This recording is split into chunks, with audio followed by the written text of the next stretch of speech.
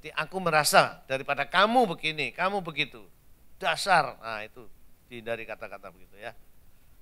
Mengungkapkan perasaan, menyerang masalah dan bukan orangnya.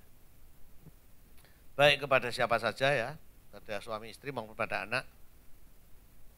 Seringkali kita tergoda menyerang orangnya dan bukan menyerang masalahnya. Misalnya kita suruh anak beli cat, ya. Ditumpahkan di karpet. Lalu marah ini sampai anak ini dipukul. Kamu kurang hati-hati. Buka mestinya enggak di sini atau mestinya di luar sana. Ini kalau enggak segera dibersihkan makin lengket, makin sulit, tahu enggak? Dan berapa harganya kalau kita mengganti karpet ini? Belum harga catnya. Wah, marah sambil mukul dan sebagainya. Nah, sebetulnya masalahnya apa sih?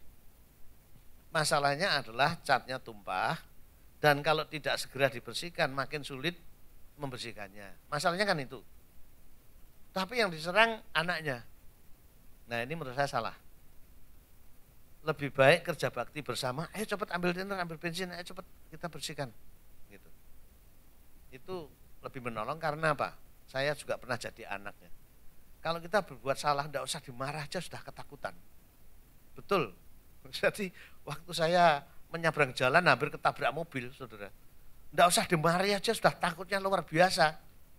Apalagi ditambah kata-kata mau mati kamu, dasar anak nakal gitu. Waduh, nggak usah dimarahi aja sudah takut ini mau mati ketabrak mobil ini. Jadi sudah tahu gitu. Jadi yang diserang bukan anaknya, bukan orangnya, tapi masalahnya. Nah, betapa sering kita suami istri tergoda, yang kita serang orangnya bukan masalahnya. Sampai kata-kata negatif keluar. Mungkin kamu ini karena kurang pendidikan ya Pak. Di rumah tanggamu kamu itu mungkin kurang etika mungkin. Wah, ini mulai nyerang. Siapa tahu nama bapakmu? Wah gitu, waduh.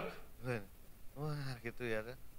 Lalu mungkin kamu ini sio apa ya? Sio macan ya, saya sio ketek. Selisih 6 tahun ini, wah ini jong terus ini kalau begini gitu. Jadi pokoknya yang diserang itu orang tuanya, namanya, anu sebagainya gitu, jadinya gitu. Dasar kamu kurang pendidikan, anu gini sebagainya. Nah, kita seringkali menyerang orangnya dan bukan masalahnya. Maka mari kalau ada masalah muncul, kita rumuskan dulu. Masalah apa sih yang kita ributkan, masalah apa? Kita rumuskan. Lalu kita sebagai tim work bersama menyelesaikan masalah itu. Dan ini pengalaman ini saya terapkan dalam menyelesaikan perselingkuhan dan sebagainya, ternyata itu lebih lancar daripada kita ngelabrak, kita menyalahkan orangnya, lapor polisi, lapor RT, RW, wah ruwet malah saudara. Ya. Jadi kita serang masalahnya bersama dan bukan orangnya. Ini penting ya, baik kepada anak maupun dari istri. Ya. Kemudian tepat pada waktunya. Nah, bicara itu di samping ada nadanya tadi, ada caranya, ada teknisnya ya. Tapi juga ada timingnya. Amsal mengatakan kata-kata bijaksana yang tepat diberikan itu seperti menaruh apel emas di pinggan perak. Ya, apel emas sudah bisa lihat apel emas kuning gitu, nyala gitu ya. Lalu di pinggan perak. Oh, betapa kontras dan indah sekali gitu. Ya. Jadi kalau kita ngomong itu tepat waktunya, timingnya pas, itu untuk yang mendengar itu nyes gitu, enak gitu ya. Tapi seringkali di Jawa kami mendengar kata-kata yang begini, omonganmu kok sengak toh. Gitu. Pernah dengar kalimat itu, omonganmu kok sengak toh. Sengak itu untuk kuping apa untuk hidung? Hidung, itu sudah salah tempat itu. Omonganmu kok sengak toh, sengaja dipelecehkan gitu saudara. Ya, enggak enak maksudnya untuk telinga ini enggak enak gitu. Apa enggak bisa bicara lebih baik. Nah, saudara, kita harus timingnya. Nah, timing tepat ini ada nasihat. Kalau mengambil keputusan yang penting, jangan pada waktu suami capek. Juga jangan sampai pada waktu suami sedang ngantuk. Ya, nah itu berbahaya gitu ya. Misalnya istri jadi setan bantal gitu ya, ngomong, ya Pak ya, besok ganti kulkas ya.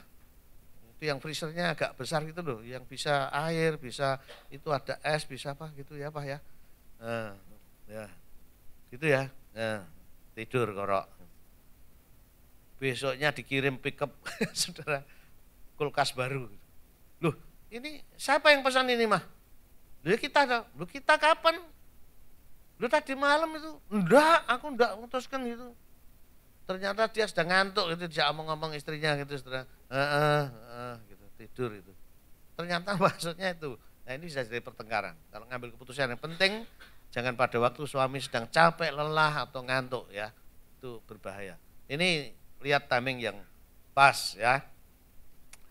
Siap mengerti dan mengampuni. Yang terakhir ini mari kita baca ayatnya. Efesus 4. Efesus 4 ayat 30.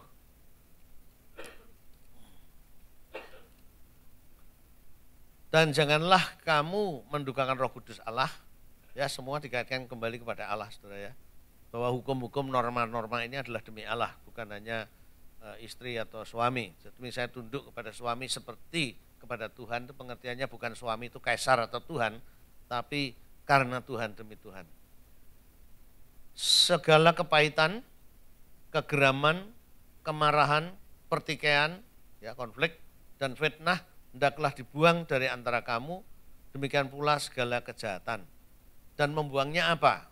Kalau CO2 itu knalpot, ya dibuangnya lewat knalpot. Nah kalau kita membuangnya lewat mulut tadi, oral, dilisankan, ya. Tetapi hendaklah kamu ramah seorang terhadap yang lain, emosional deposit tadi yang positif, penuh kasih mesra dan saling mengampuni, masih koma, sebagaimana Allah dalam Kristus telah mengampuni kamu. Nah, kemarin ada yang bertanya, seorang istri, saya rahasiakan supaya tidak dicari istrinya siapa gitu ya. Yang tanya, kalau tidak bisa ngampuni bagaimana Pak? Jadi kalau sulit mengampuni gimana gitu. Ya. Lalu saya jelaskan ayat ini dengan kesaksian Corrie ten Boom. Ya baik, saya ulang sedikit. Corrie ten Boom tahu ya, penginjil yang terkenal dulu di konsentrasi camp zamannya Nazi Hitler itu karena dia melindungi banyak orang Yahudi yang mau dibunuh, akhirnya ketahuan dia dan adiknya di konsentrasi camp. Nah, Corrie ten Boom ini menyaksikan dengan mata sendiri adiknya ini ditelanjangi di musim dingin bersalju, dilecehkan secara seksual sampai mati oleh sipir penjara ini, ya sampai mati. Nah tentunya peristiwa yang mengerikan dan sadis ini dia tidak bisa lupakan. Singkat ceritanya setelah Corrie ten Boom lewat screening lolos, dalam perjalanan hidupnya dia sudah menjadi evangelis, saudara. Dia ketemu sipir penjara tadi, polisi yang menganiaya adiknya tadi sampai mati. Dan polisi ini juga ingat Corrie ten Boom ini. Ketemu tuh itu. Corrie ya? Iya, mau apa kamu? Corrie, ingat aku enggak? Jelas aku ingat dapurmu gitu ya, saudara ya. Ini bahasanya kasar dalam hatinya Corrie ini. Gitu. Ya itu dulu ya Corrie ya, aku minta maaf ya. Apa yang aku lakukan terhadap adikmu, terhadap kamu waktu itu. Corrie walaupun dia sudah sebagai evangelis, sulit untuk mengulurkan tangannya.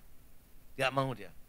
Karena Corrie berpikir begini, kalau aku sampai nyalami polisi ini, berarti aku salaman kepada iblis. Karena dia bukan saja polisi, tapi dia itu sudah iblis, sadis, jahat. Bagaimana aku bisa mengampuni?